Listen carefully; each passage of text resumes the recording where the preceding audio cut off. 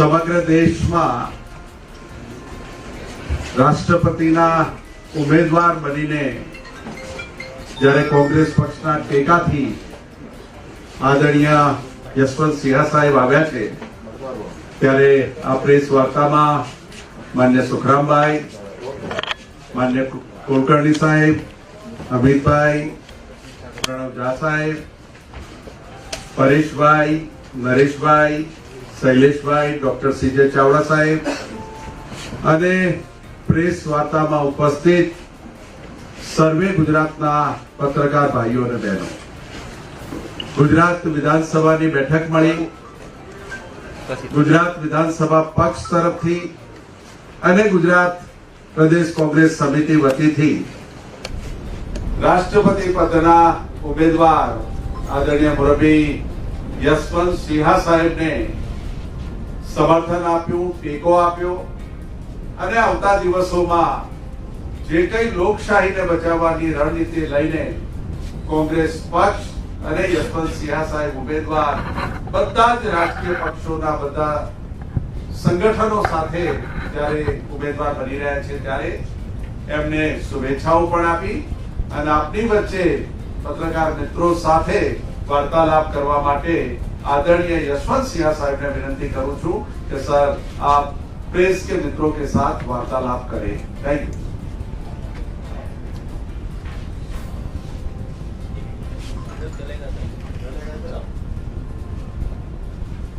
बहुत बहुत धन्यवाद। ओके सर, माइक से आगे। बहुत बहुत धन्यवाद जगदीश ठाकुर जी, मीडिया के हमारे मित्रों, सबसे पहले तो धन्यवाद कि आप इतनी बड़ी संख्या में आज यहाँ पर उपस्थित हुए। आग्रह लिए दिखाइएगा भी तो लाइव चल रहा है, वो तो चल ही रहा है। नहीं, मैं इसलिए कह रहा हूँ कि मैं जानता हूँ कि आप लोग किस दबाव में, कितने दबाव में काम कर रहे हैं और अक्सर अभियान के दरमियान ये बात हमारे ध्यान में आई कि हमारे पीसी को दबाने का प्रयास होता है, क्योंकि हमारे सामने जो उम्मीदवार खड़ी है वो कोई पीसी नहीं करती। आपका वो जब साक्षात्कार होगा उनसे तो सवाल उनसे भी पूछ लीजिएगा।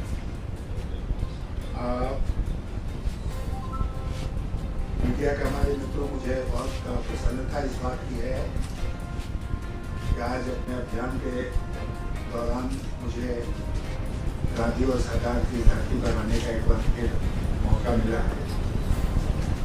मैं पहले बहुत गुजरात आता था और यहाँ पर कई संगठन थे जो मुझे बुलाते थे और मेरा जो विशेष जानकारी मेरे अंदर थी आर्थिक मामलों की, उसको लेकर मीटिंग वगैरह हुआ करती थी।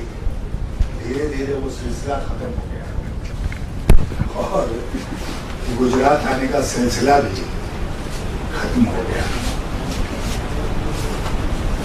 क्या कारण था शायद आप भी जानते हैं, मैं भी जानता हूँ, लेकिन आज मुझे खुशी है कि कांग्रेस पार्टी के हमारे मित्रों ने इस जलसे को यहाँ आयोजित किया। उनके सारे विधायकों और सांसदों से मुलाकात हुई, उन्होंने भरोसा दिलाया है अपने समर्थन का और आपसे भी अभी मुलाकात हो रही है। मित्रों, मैं एक बात से अपनी बात शुरुआत करना चाहता हूँ। ये जो राष्ट्रपति का चुनाव हो रहा है, ये बहुत असाधारण परिस्थिति हो रहा है। देश में एक अघोषित आपातकाल लागू है और जिस तरह से पत्रकारों के ऊपर हमला हो रहा है, उनको दबाने का प्रयास हो रहा है, उससे जाहिर है कि जो वाणी की स्वतंत्रता हमारे संविधान में थी, उसको खत्म करने का एक मजबूत प्रयास किया जा रहा है। आपने देखा होगा, ये खबर आई है कल और आज के बीच में कि जर्मनी जैसे देश में, जो आज एक प्रजातांत्रिक देश है, उसने गहन चिंता इस बात पर व्यक्त की है कि भारत में वाणी की जो स्वतंत्रता है वो आज नहीं है, उसको खत्म करने का प्रयास हो रहा है। भारत सरकार विदेश मंत्रालय की तरफ से उसका डिनायल आया है, लेकिन हम सब जानते हैं इस बात को कि ये सही है, चाहे भारत सरकार कितना भी डिनायल इश्यू करे। और गुजरात में खास तौर पर मतलब मैं तो सुनकर हैरान हूं कि इतने वर्षों से यहाँ लगातार 144 की धारा लगी। मैं 2019 में यहाँ आया था, गुजरात से गुजर रहा था। उस प्रवास के दरमियान जो मैंने एक आंदोलन छेड़ा था सिटीजनशिप कानून के खिलाफ, आप लोगों से, बहुत लोगों से मुलाकात भी हुई थी उस समय में मुझे बताया गया कि 144 लगी है। आज भी 144 धारा लगी हुई है। ये हो क्या रहा है गुजरात में? कौन सा खतरा है गुजरात में? यहाँ सामाजिक कार्यों के लिए भी अनुमति लेने की आवश्यकता पड़ती है, शादी विवाह के लिए अनुमति लेने की आवश्यकता पड़ती है, क्योंकि धारा 144 का उल्लंघन न हो जाए। शायद आपातकाल में भी इस प्रकार की परिस्थिति नहीं थी जो आज गुजरात में देखने को मिल रही है। तो आपातकाल के अलावा मैं और एक बात जोड़ना चाहूंगा कि आज समाज जो है उसको सांप्रदायिक ढंग से बांटने का प्रयास हो रहा है, और हम सबको चौकन्ना होना उसके बारे में। हम सबका ये कर्तव्य बनता है कि हम प्रयास करें कि हम समाज को सांप्रदायिक ढंग से बंटने नहीं देंगे, क्योंकि अगर ऐसा हुआ तो सब कुछ नष्ट हो जाएगा। आपको मैं याद दिलाना चाहूंगा कि 1946 में, 1947 में जब हमारी संविधान सभा बैठी थी ना दिल्ली में, चुनकर लोग गए थे उस संविधान सभा में, देश बहुत अशांत था। चारों तरफ सांप्रदायिक दंगे हो रहे थे, देश का बंटवारा हो गया, बहुत सारे लोग उधर से इधर आए, इधर से उधर गए। इतनी अशांति, भयानक अशांति देश के इतिहास में बहुत कम देखने को मिला है। लेकिन उसके बाद भी हमारे संविधान के निर्माताओं ने हमको एक ऐसा संविधान दिया जिस पर आज भी हमको गर्व है। जो संविधान धर्मनिरपेक्ष था, सेक्युलर था, जो संविधान प्रजातांत्रिक था, जिस संविधान ने नागरिकों को अधिकार दिया गया, आज वह संविधान और उसके मूल्य खतरे में। बिना आपातकाल की घोषणा किए हुए उस संविधान को धीरे धीरे समाप्त करने का प्रयास हो रहा है। जितने प्रजातंत्र की संस्थाएं हैं, जिसमें मीडिया भी है, उनका अवमूल्यन हुआ है, उनको दबाने का प्रयास किया जा रहा है। हम लोगों ने तय किया है कि हम ऐसा नहीं होने देंगे। यहीं से आडवाणी जी चुन के जाते थे, अटल जी भी एक बार चुन के गए थे, वो लोग दोनों जेल गए थे ना इमरजेंसी में, इमरजेंसी के खिलाफ लड़े थे। उन्हीं की पार्टी आज इमरजेंसी लगाई हुई है। इतना बड़ा ये आयरनी है, विडंबना है। हम ऐसा नहीं होने देंगे, और इसीलिए राष्ट्रपति का चुनाव जो इस बार हो रहा है वो एक बड़ी लड़ाई में परिणत हो गया है। वो केवल एक पद के लिए लड़ाई नहीं है, इस बात के लिए नहीं है कि कौन जाके बैठेगा राष्ट्रपति भवन, इस बात के लिए है कि राष्ट्रपति भवन में जो जाएगा वो क्या अपने मौलिक अधिकार यानी कि संविधान को बचाने का प्रयास करेगा या नहीं करेगा। अगर रबर स्टैंप राष्ट्रपति वहां बैठ जाए तो जाहिर है कि नहीं होगा ये प्रयास।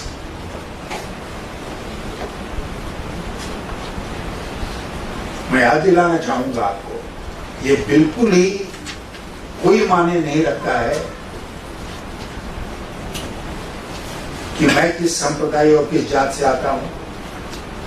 हमारे सामने जो उम्मीदवार हैं वो किस संप्रदाय और किस जात से आती हैं, ये कतई कोई माने नहीं रखता है। जो चीज माने रखती है वो ये रखती है कि वो किस विचारधारा का प्रतिनिधित्व कर रही है, मैं किस विचारधारा का प्रतिनिधित्व कर रहा हूं। और लड़ाई इन दो विचारधाराओं के बीच में है। देश की जनता आप जानते हैं कि इसमें वोट नहीं डालती है।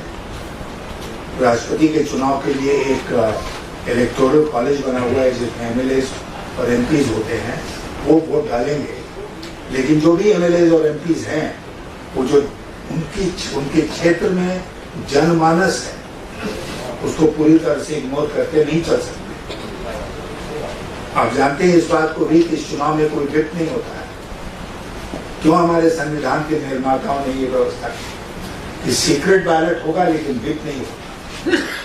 इसलिए उन्होंने इस बात का उल्लेख किया नियमावली में कि इसमें जो चुने हुए प्रतिनिधि हैं वो अपने विवेक का इस्तेमाल करें और विवेक का इस्तेमाल करके अपने मत का प्रयोग करें। मैं सबसे अपील करना चाहता हूं जितने वोटर्स हैं कि संविधान के स्पिरिट को, उसकी आत्मा को ध्यान में रखते हुए अपने विवेक से वो इस चुनाव में अपने मत का प्रयोग करें। कहीं कहीं कहा जाता है कॉन्शियस वोट अंग्रेजी में, यही तो प्रावधान है हमारे संविधान में। अगर ऐसा नहीं होता तो कह देते ना कि कुछ जो इलेक्शन कमीशन से रिकॉग्नाइज पॉलिटिकल पार्टीज है उनके नेताओं से बात हो जाएगी और तय हो जाएगा कि वो किसके पक्ष में हैं, फिर चुने हुए लोगों के वोट की क्या जरूरत है। तो इसीलिए मित्रों,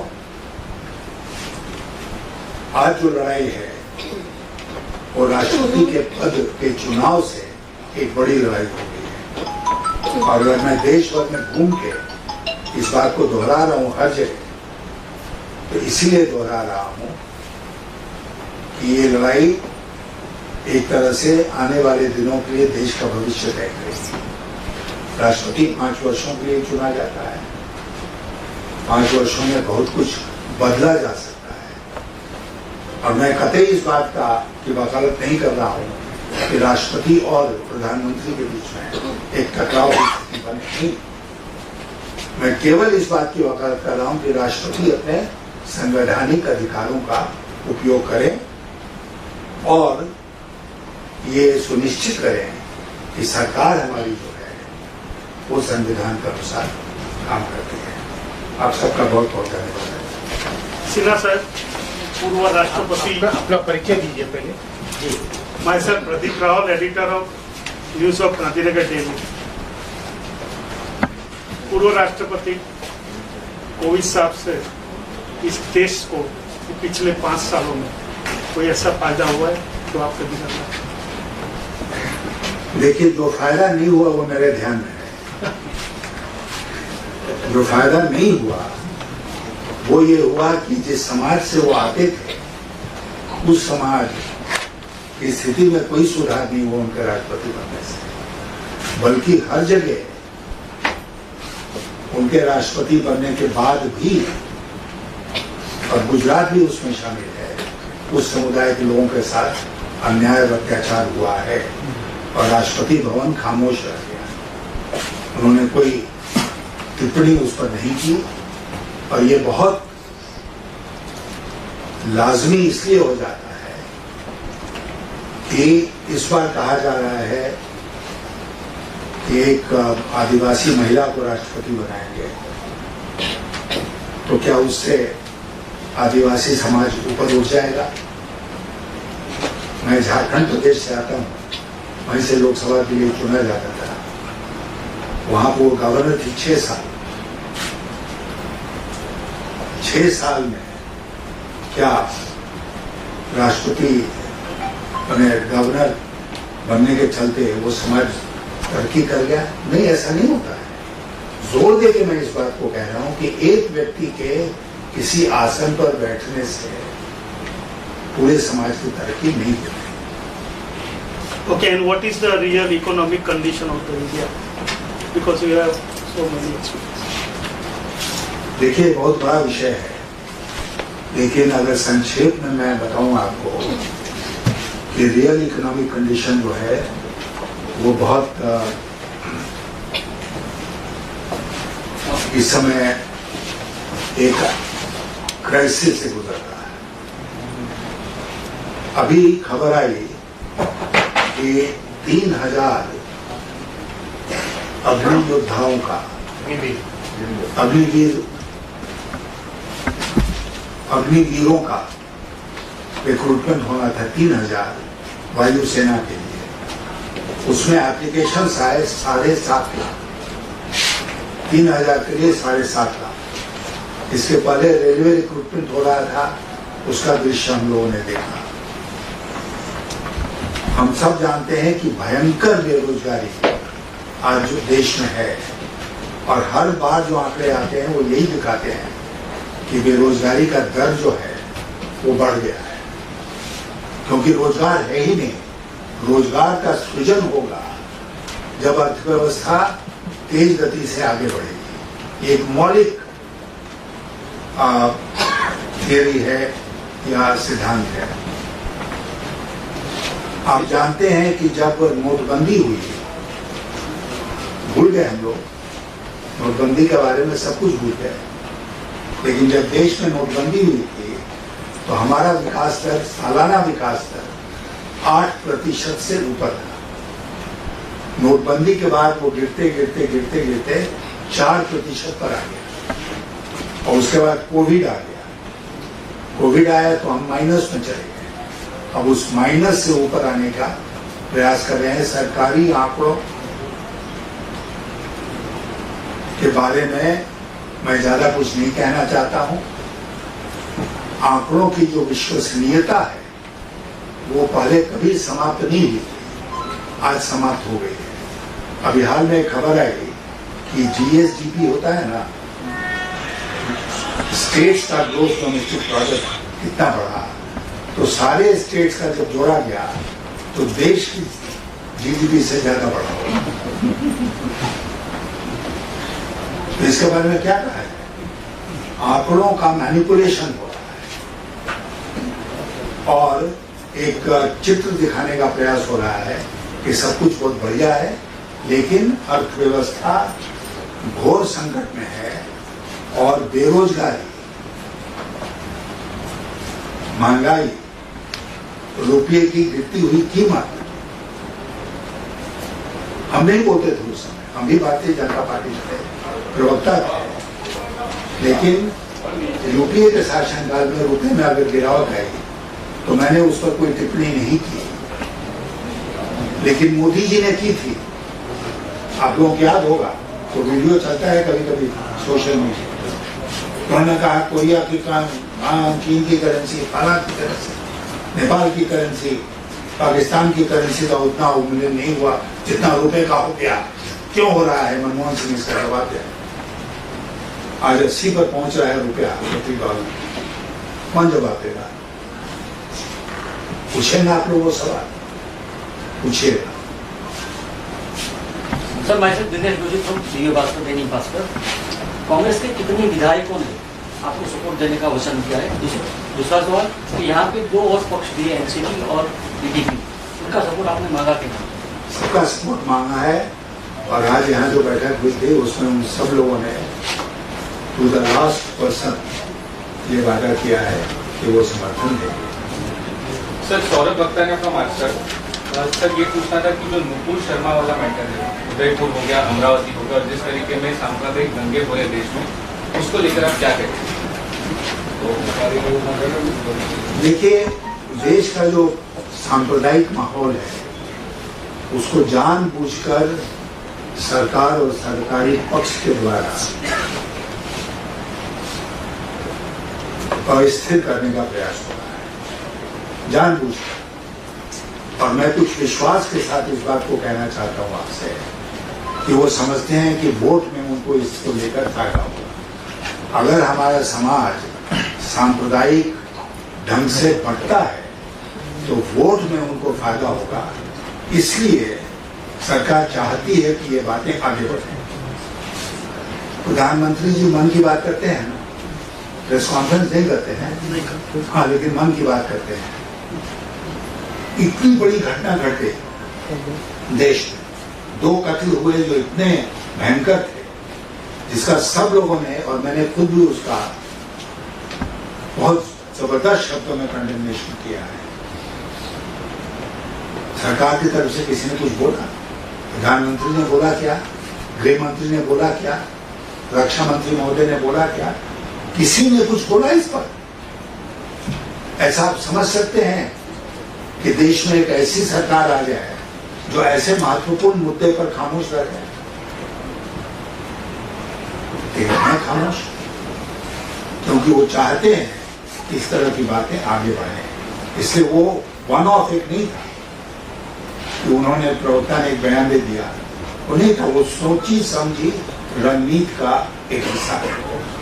Sinha ji, I'm Amit Kaukar, I'm a freelance journalist, and you said that the present president has not carried out its function and the constitutional rights have been violated. What ought to have been done? नहीं, वो प्रश्न मैंने, एक प्रश्न का उत्तर मैं दे रहा था कि पिछले 5 वर्षों से राष्ट्रपति भवन में एक राष्ट्रपति जी हैं जो एक सर्टेन समुदाय से आते हैं, है ना? और अभी ये कहा जा रहा है कि इस बार अगर हमारे सामने जो उम्मीदवार खड़ी हैं वो चुन ली जाती हैं तो एक समुदाय विशेष का राष्ट्रपति भवन जाएगा। यह आर्गुमेंट है।